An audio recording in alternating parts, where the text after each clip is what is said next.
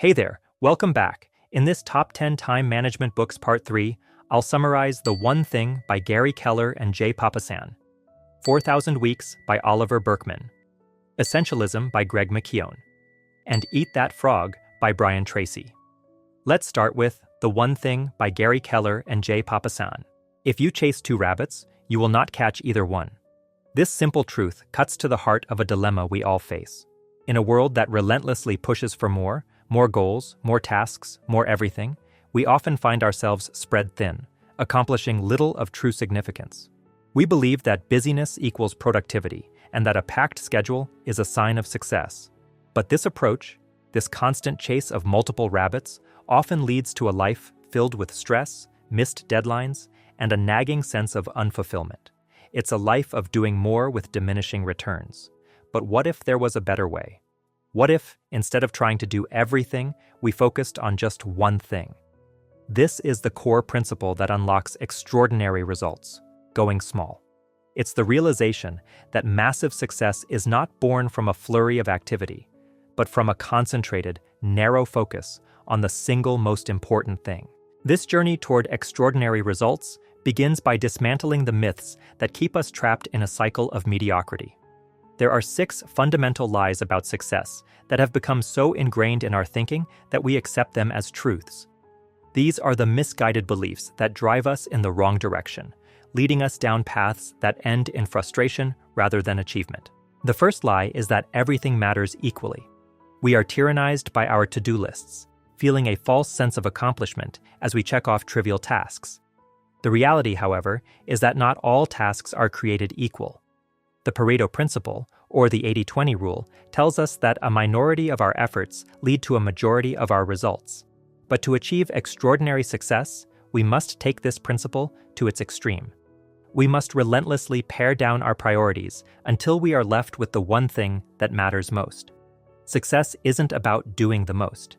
It's about doing what is most important. The second lie is that multitasking is a virtue. We believe that by juggling multiple tasks at once, we are being more productive. But the truth is, multitasking is a lie.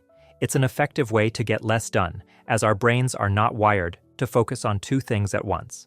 When we try to multitask, we are simply switching between tasks rapidly, which leads to decreased efficiency and more mistakes. The average worker is interrupted every 11 minutes and spends a significant portion of their day recovering from these distractions. The third lie is that success requires a disciplined life. We often look at successful people and assume they are paragons of discipline. But success is not a marathon of disciplined action. It's a sprint fueled by just enough discipline to build a powerful habit. The trick is to choose the right habit and then apply selective discipline to establish it. It takes an average of 66 days to form a new habit. Once that habit is in place, it takes over, and what once required discipline becomes effortless. The fourth lie is that willpower is always on will call. We treat our willpower as an inexhaustible resource, but it's more like a battery that has a limited life and needs to be recharged. When our willpower is depleted, we are more likely to make poor decisions and give in to distractions. Therefore, it's crucial to manage our willpower effectively, tackling our most important task first thing in the morning when our willpower is at its peak. The fifth lie is that a balanced life is attainable and desirable. The pursuit of balance can actually hinder our ability to achieve extraordinary results. Success requires us to be intentionally unbalanced, to let some things go in the short term so that we can focus on what truly matters.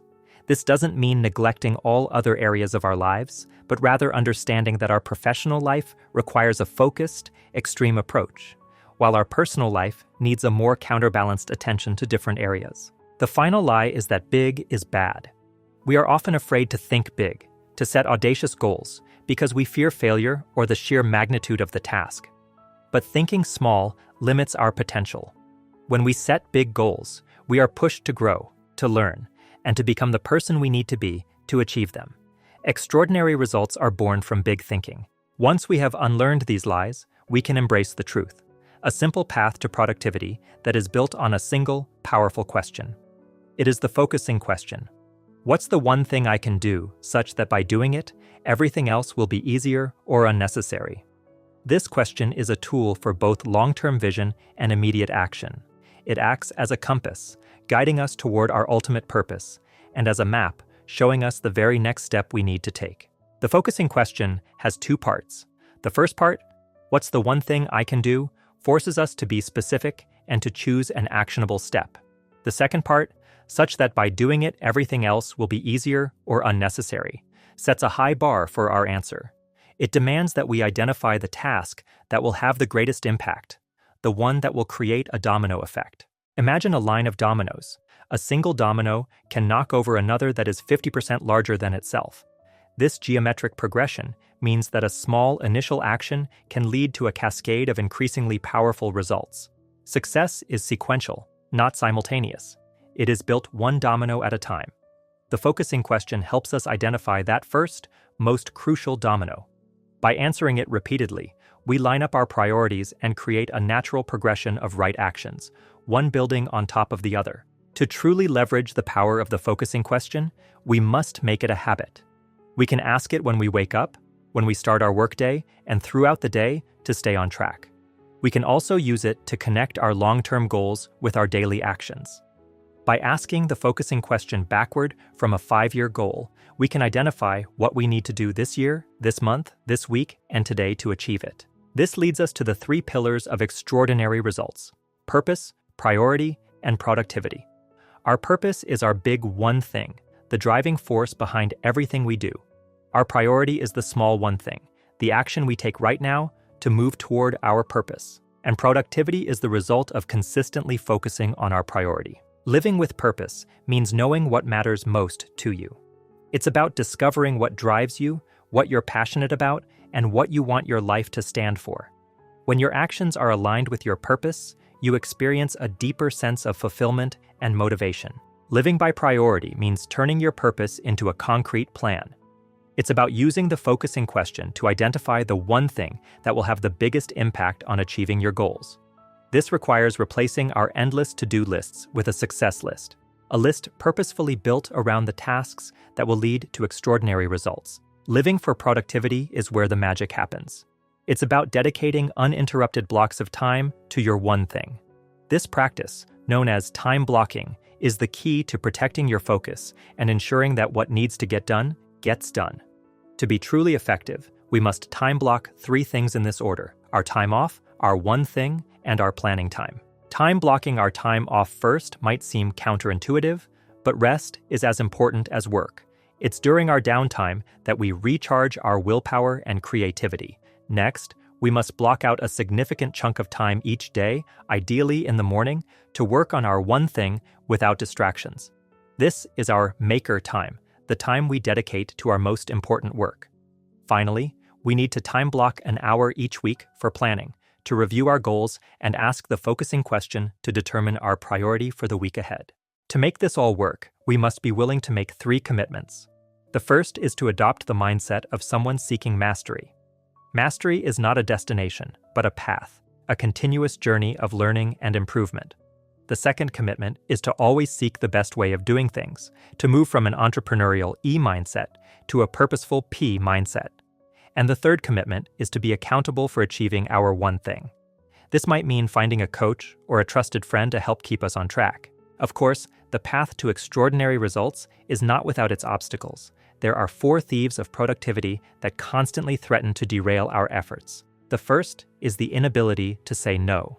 We are often afraid to decline requests because we don't want to disappoint others, but saying yes to everything means saying no to our one thing. We must learn to say no to the unimportant so that we can say yes to what truly matters. The second thief is the fear of chaos. When we focus intensely on our one thing, other areas of our life might become a little messy. We must learn to be comfortable with a certain level of chaos, understanding that it's a natural byproduct of a focused life. The third thief is poor health habits. Our bodies and minds are the instruments of our productivity. If we don't take care of them, we won't have the energy or focus to achieve our goals. This means getting enough sleep, eating well, and exercising regularly. The final thief is an environment that doesn't support our goals. The people we surround ourselves with and the physical space we work in can either help or hinder our progress. We must create an environment that minimizes distractions and supports our pursuit of our one thing. In the end, The journey to extraordinary results is a surprisingly simple one. It's about understanding that not everything matters equally and that success is found in going small. It's about asking a single question to find your focus and then dedicating your time and energy to that one thing. It's about building habits, managing your willpower, and creating a life of purpose, priority, and productivity. It's not about doing more. It's about doing what matters most, and doing it with an unwavering, singular focus. It's about lining up your dominoes and knocking over the first one, confident that the rest will fall in line, creating a cascade of success that leads to a life beyond what you ever thought possible. There's never enough time. It's a feeling most of us know intimately, a low hum of anxiety beneath the surface of daily life. We juggle responsibilities, pursue ambitions, try to stay connected, and somewhere along the way, the sheer volume of things we could or should be doing becomes overwhelming. We instinctively reach for solutions: better planning, smarter apps, more efficient techniques.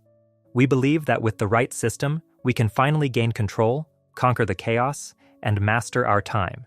Yet the feeling of scarcity persists, often intensifying.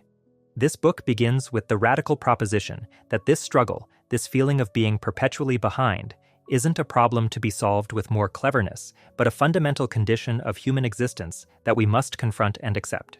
Our lives, measured realistically, are surprisingly short. If you're fortunate enough to live to 80, you have around 4,000 weeks. This stark number serves as the foundation for everything that follows. It's not meant to be morbid, but liberating. The conventional wisdom surrounding time management is built on a flawed premise: that time is an essentially limitless resource we can mold and expand indefinitely, or at least manage perfectly if we just try hard enough. We're encouraged to optimize, to squeeze every last drop of productivity out of every moment, chasing a future state of perfect efficiency where all tasks are completed, all goals achieved. This pursuit, however, is a mirage. It leads us down a path of constant striving, perpetual distraction, and a nagging sense of inadequacy, because the finish line is always receding. We become enslaved by the very tools designed to liberate us, trapped in a cycle of trying to control the uncontrollable. Consider the sheer volume of advice constantly vying for our attention. The productivity gurus, the life hacks, the apps promising to organize our thoughts and schedules. They often operate under the assumption that the primary barrier to getting things done is a lack of effective methods. But what if the real problem isn't a lack of efficiency, but the underlying desire to achieve the impossible, namely, to do everything? Modern society, with its emphasis on endless self-improvement and the constant influx of information and opportunities, exacerbates this. We're presented with a dizzying array of potential paths, careers, hobbies, and experiences, all seemingly valuable and accessible. This creates a powerful pressure. The pressure to not miss out, to sample everything, to become the best possible version of ourselves across an impossibly broad spectrum. The result is often paralysis, or worse, a shallow engagement with many things, rather than deep commitment to a few. We flit from task to task, project to project, never fully present, always feeling like we should be doing something else, something potentially more important or rewarding. This endless possibility creates a peculiar kind of anxiety. Faced with a universe of potential activities, how do you choose? The modern tendency is to delay making definitive choices, hoping to keep all options open. We might start dozens of books, begin countless online courses, or dabble in numerous creative projects, all while feeling guilty about not finishing any of them. This isn't laziness. It's a rational response to an overwhelming situation, albeit one that ultimately leaves us unsatisfied. The pursuit of optimization and the fear of missing out combine to keep us perpetually agitated, focused on future potential rather than present reality. We treat our limited time not as a precious, finite resource demanding careful selection, but as an endlessly expandable commodity. The central argument begins to shift here. Perhaps the way out isn't through more control, but through a different kind of engagement with our limitations. The truly transformative step is to acknowledge and embrace our finitude. Instead of fighting against the reality of having only 4,000 weeks, we need to accept it. This isn't about resignation or pessimism. It's about recognizing that limitations aren't just obstacles, but the very structures that give life meaning and shape. Without limits, there are no choices. only an undifferentiated blob of potential. It is the very fact that we cannot do everything that makes the things we do choose to do significant. This acceptance leads to a crucial reorientation from trying to manage time as if it were an external commodity to understanding our relationship with time as an internal existential matter. The goal shifts from maximizing output to making meaningful choices about where to invest our limited attention and energy. This involves learning the difficult, yet essential art of exclusion. Since we cannot do everything, we must actively decide what not to do. This requires confronting the consequences of our choices, including the things we consciously give up. It means acknowledging that saying yes to one thing inherently means saying no to countless others, and accepting the potential loss or regret that accompanies that decision. Think about the sheer volume of emails, notifications, and requests that flood our lives daily. Each one represents a potential demand on our time and attention. The productivity mindset encourages us to process them all, to clear the inbox, to respond promptly. But from the perspective of embracing finitude, many of these demands are simply distractions from what truly matters. A more profound approach involves recognizing that not every task requires immediate action, and not every request needs a yes. It means cultivating the courage to let some things go undone, to tolerate a degree of imperfection or incompleteness in certain areas, in order to make space for the commitments that align with our deepest values. This often involves facing uncomfortable truths about our own capabilities and the realities of the world. This shift also requires cultivating a different kind of patience. We live in an age that prizes speed and instant gratification. We expect immediate results from our efforts, quick solutions to problems, and rapid progress towards our goals. But many of the most meaningful pursuits, building relationships, mastering a skill, contributing to a significant project, require sustained effort over long periods. They demand a willingness to endure uncertainty, frustration, and slow progress. This is the patience of accepting that some things simply take time, and that the value lies not just in the eventual outcome, but in the process itself. It involves showing up, day after day, even when progress feels glacial or non-existent.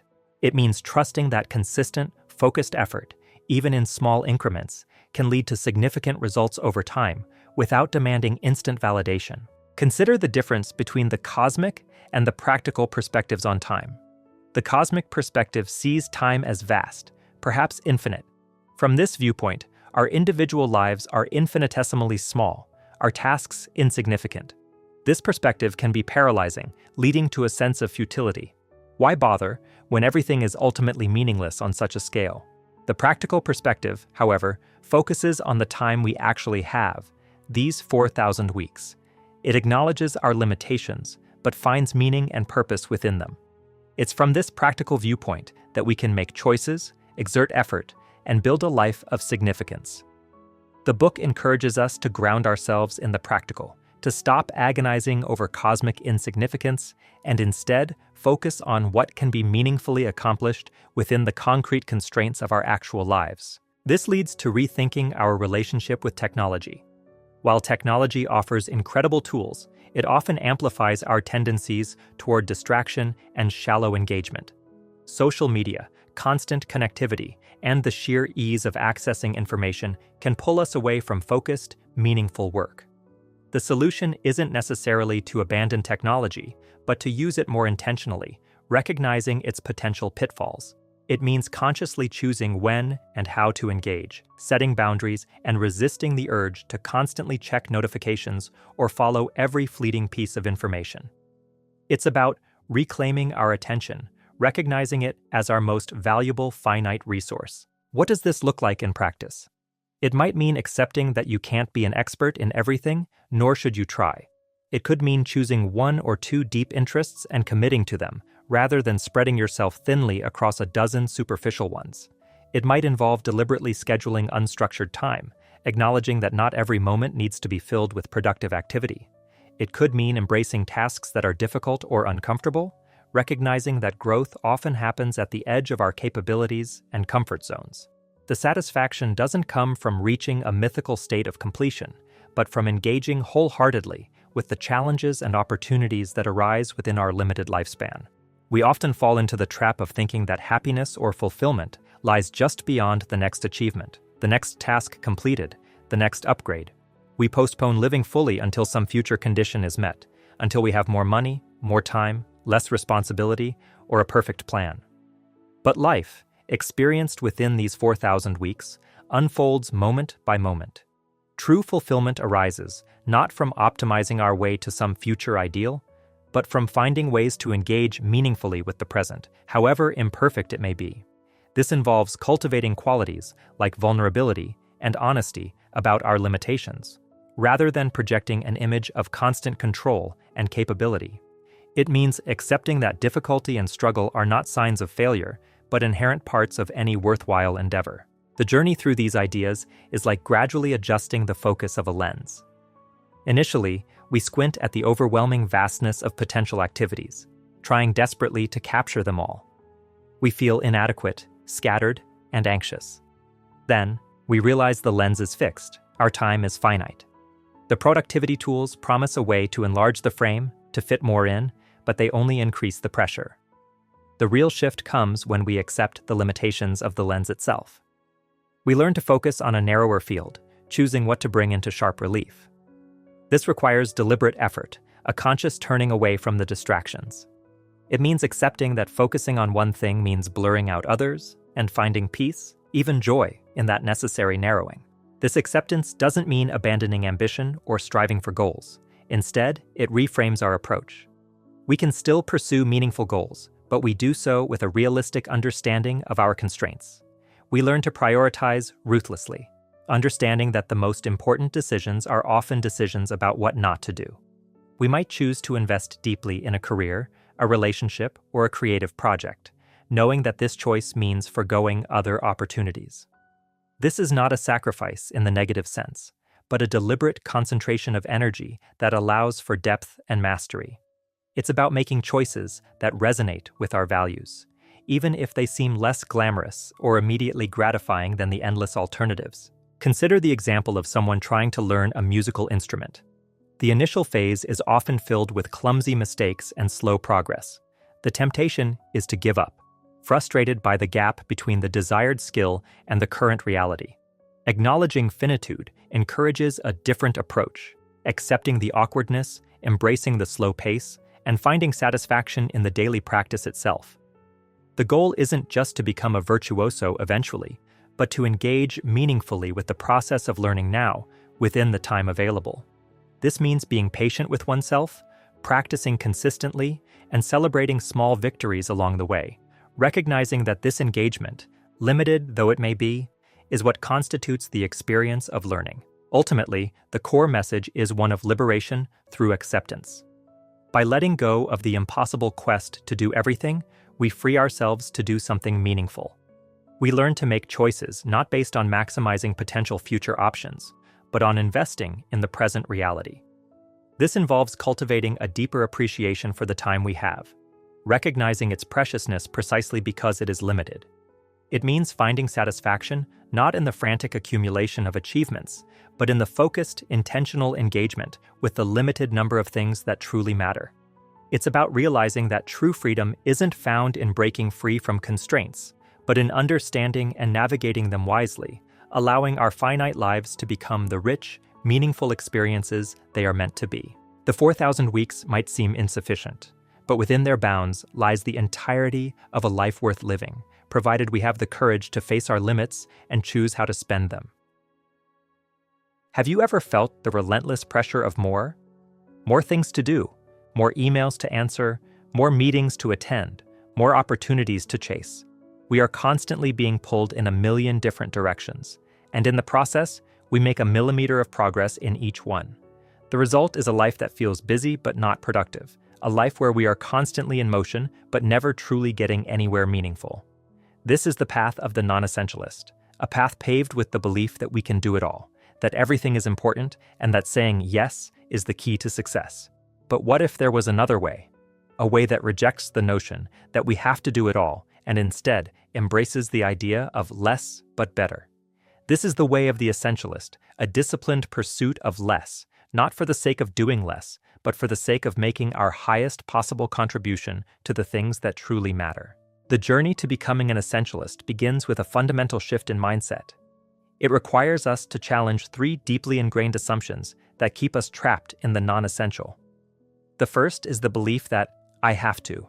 We feel obligated to attend every meeting, respond to every email, and please every person who makes a request of our time. The truth, however, is that we have a choice. We can choose how we spend our time and energy, and in that choice lies our power. The second false assumption is that it's all important. In a world of endless information and opportunities, it's easy to believe that everything deserves our attention. But the reality is that very few things are truly essential, while most are trivial. The final myth we must conquer is the idea that I can do both. We try to straddle the fence to pursue multiple priorities at once, but in doing so, we dilute our efforts and fail to make significant progress in any of them. The essentialist understands that life is about trade-offs. We can do anything, but not everything. To embrace essentialism is to replace these false assumptions with 3 core truths. First, I choose to. This simple shift in language empowers us to take control of our decisions. We are not victims of our circumstances. We are the architects of our lives. Second, only a few things really matter. The essentialist constantly discerns the vital few from the trivial many, recognizing that not all opportunities are created equal. And third, I can do anything, but not everything. This acceptance of trade-offs allows us to make deliberate choices about where to invest our precious time and energy. The path of the essentialist is not a one-time decision, but a continuous process, a discipline that we apply every time we are faced with a choice. It is a systematic approach to identifying our highest point of contribution, and then making the execution of those things almost effortless. This journey can be broken down into 3 simple yet powerful steps: explore, eliminate, and execute. The first step, to explore, is about discerning the trivial many from the vital few. In our hyper-productive culture, we often undervalue the importance of creating space to think, to listen, to question, and to reflect.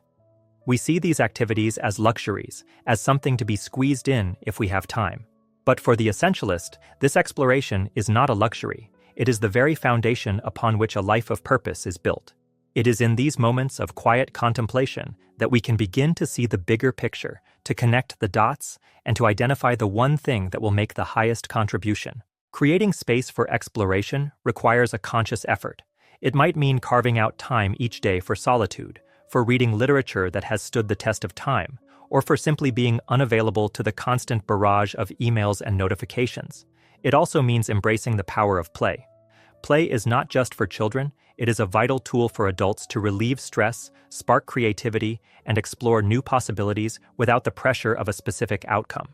When we allow ourselves to be playful, we are more likely to stumble upon the very things we are most passionate about. Another crucial element of exploration is sleep. We often treat sleep as a liability, something to be sacrificed in the name of productivity. But the truth is that sleep is our greatest asset. A well-rested mind is more creative, more focused, and better able to make the connections that lead to breakthrough insights. To protect the asset is to protect our ability to make our highest contribution. As we explore the vast landscape of opportunities, we need a system for filtering the essential from the non-essential. A powerful tool for this is the 90% rule.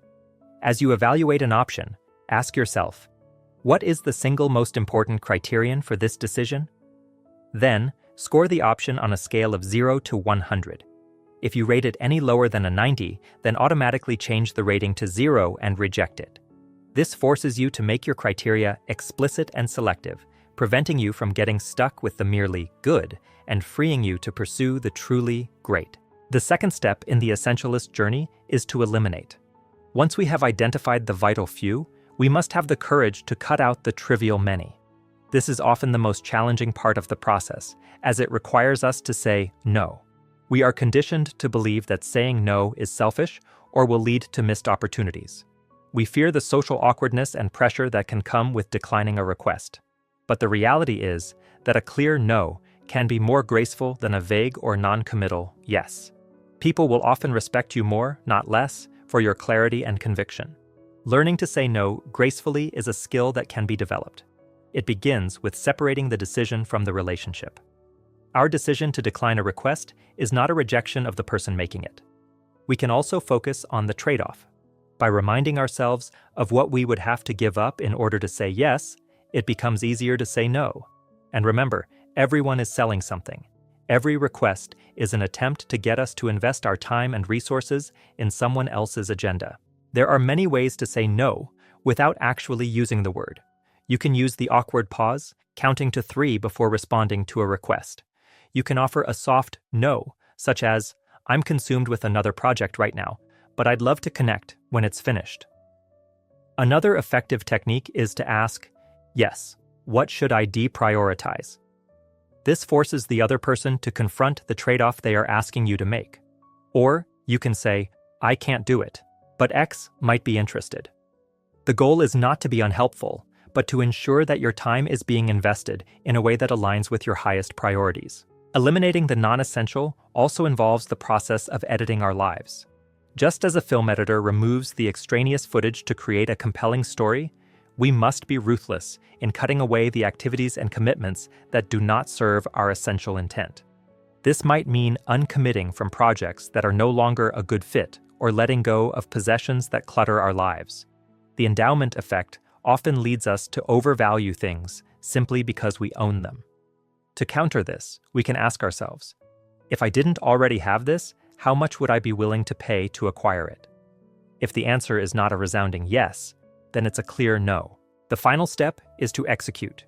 Once we have identified the vital few and eliminated the non-essential, we need a system to make execution as effortless as possible. This is where the power of routine comes in. By creating routines that enshrine our essential activities, we make them our default position. We no longer have to expend mental energy deciding what to do next. We simply follow the routine we have designed. A key aspect of effortless execution is the removal of obstacles. Instead of focusing on the effort we need to add, the essentialist focuses on the constraints that are holding them back. Think of it like identifying the slowest hiker in a group. By helping the slowest hiker, you speed up the entire group. Similarly, by identifying and removing the biggest obstacle in our path, we can make significant progress with far less effort. Another powerful tool for execution is the creation of buffers. The world is an unpredictable place, and the only thing we can be certain of is the unexpected. By building in buffers, extra time, resources, or preparation, we can protect ourselves from unforeseen events and reduce the friction and stress of execution. This might mean adding a 50% buffer to our time estimates for a project or engaging in extreme preparation for an important event. The power of small wins is also crucial for maintaining momentum. Instead of trying for huge, flashy victories that may or may not matter, the essentialist focuses on making small, consistent progress in the areas that are most important. These small wins create a positive feedback loop, reinforcing our belief in our ability to succeed and motivating us to continue on the path of the essential. Finally, the essentialist lives in the present moment. They focus on what's important now, or win. They are not distracted by the past or worried about the future. They give their full attention to the task at hand, knowing that this is where they can make their greatest contribution. To live as an essentialist is not something you do occasionally. It is something you become. It is a fundamental shift in how you see the world and your place in it. It is about living a life of design, not by default. It is about having the courage to say no to the good so that you can say yes to the great. It is about making the wisest possible investment of your time and energy in order to operate at your highest point of contribution. It is a path that leads not to a life of more, but to a life of meaning, a life of purpose, and a life that truly matters. There is a simple, unchangeable truth about time. There is never enough of it to do everything you have to do. You are, right now and for the foreseeable future, swamped with tasks, responsibilities, projects, and an endless stream of information. The sheer volume of it all can feel overwhelming, leading to stress, confusion, and the constant, nagging feeling that you are falling further and further behind. The key to navigating this reality is not to work longer hours or to find some magical, elusive work-life balance, but to become brutally effective at choosing what to do, and just as importantly, what not to do. The difference between high performers and everyone else lies not in their abilities, but in their ability to focus on the one or two tasks that truly matter at any given moment. Imagine if the first thing you did each morning was to eat a live frog. If you could do that, you could face the rest of the day with the comforting knowledge that the worst was likely behind you. This frog is a metaphor for your biggest, most important task, the one you are most likely to procrastinate on, but also the one that can have the greatest positive impact on your life and results at that moment. If you have to eat a live frog at all, it doesn't pay to sit and look at it for very long. The secret to high levels of performance and productivity is to develop the lifelong habit of tackling your major task first thing each morning. You must, in other words, eat that frog. If you have two important tasks before you, the rule is to do the bigger, harder, and more important task first. Discipline yourself to begin immediately and then to persist until the task is complete before you go on to something else. Think of this as a test, a personal challenge. Resist the temptation to start with the easier task. Continually remind yourself that one of the most important decisions you make each day is your choice of what you will do immediately and what you will do later, if at all. If you have to eat two frogs, eat the uglier one first. The foundation of all of this is clarity. Perhaps the most significant reason people procrastinate and fail to achieve their goals is a lack of clarity about what they are truly trying to accomplish. You cannot hit a target you cannot see. The first step, therefore, is to decide exactly what you want. Take out a clean sheet of paper and write down your goals and objectives before you begin.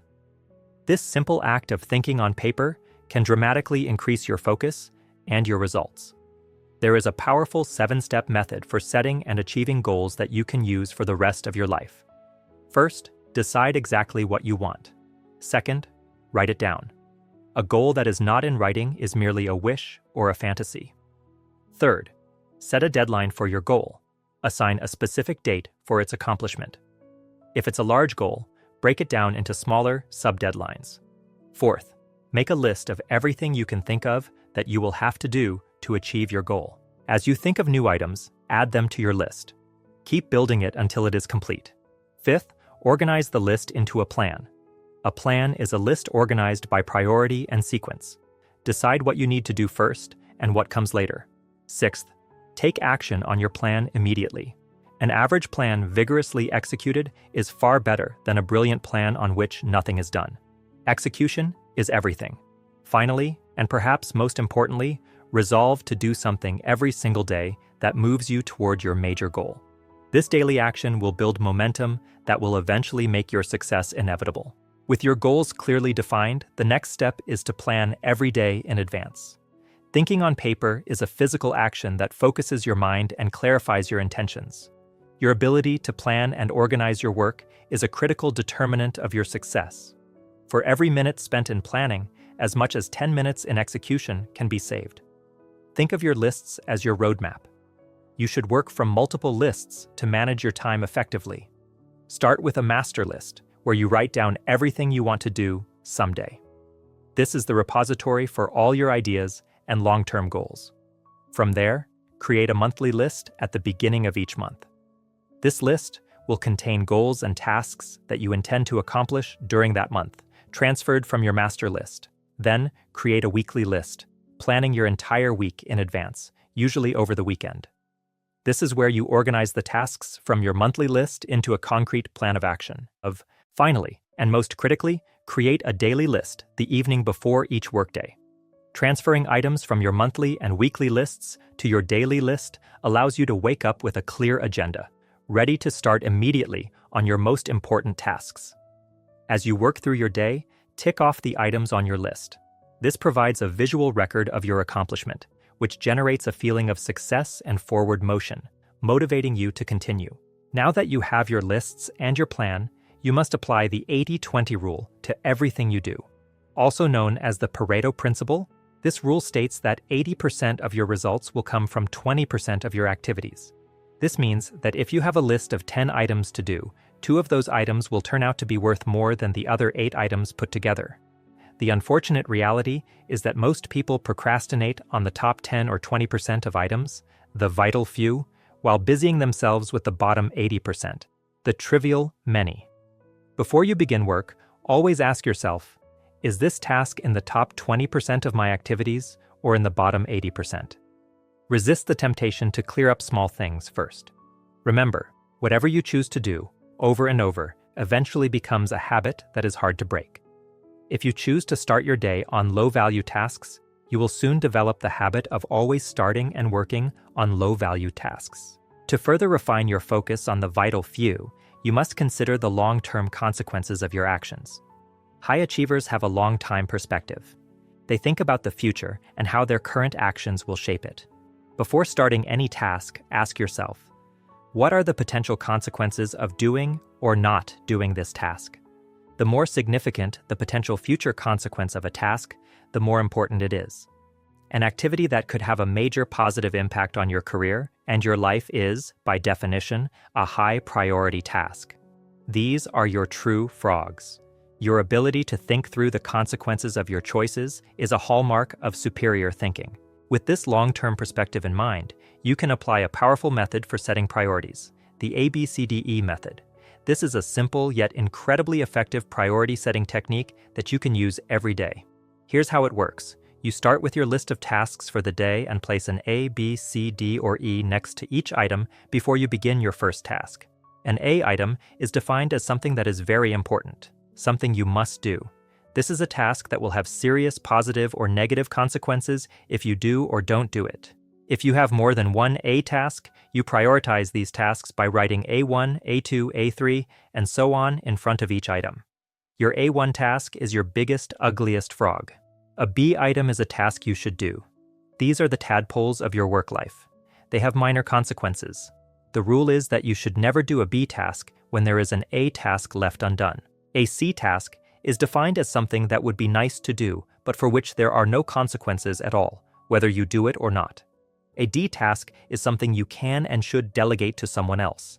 The rule is that you should delegate everything you possibly can to free up more time for the A tasks that only you can do. Finally, an E task is something you can and should eliminate altogether. This may be a task that was once important, but is no longer relevant to your goals. The key to making this method work is to discipline yourself to immediately start on your A1 task and stay at it until it is complete. As you focus on your key result areas, you'll realize that your performance in these areas determines your success. A key result area is an activity that is under your control and for which you are completely responsible. It's an output of your work that becomes an input or a contribution to the work of others. For example, in management, key result areas might include planning, organizing, staffing, delegating, supervising, measuring, and reporting. To perform at your best, you must first identify your key result areas. Then, give yourself a grade from 1 to 10 on how well you are performing in each of those areas. Where are you strong and where are you weak? The rule is that your weakest key skill sets a ceiling on your overall effectiveness and your income.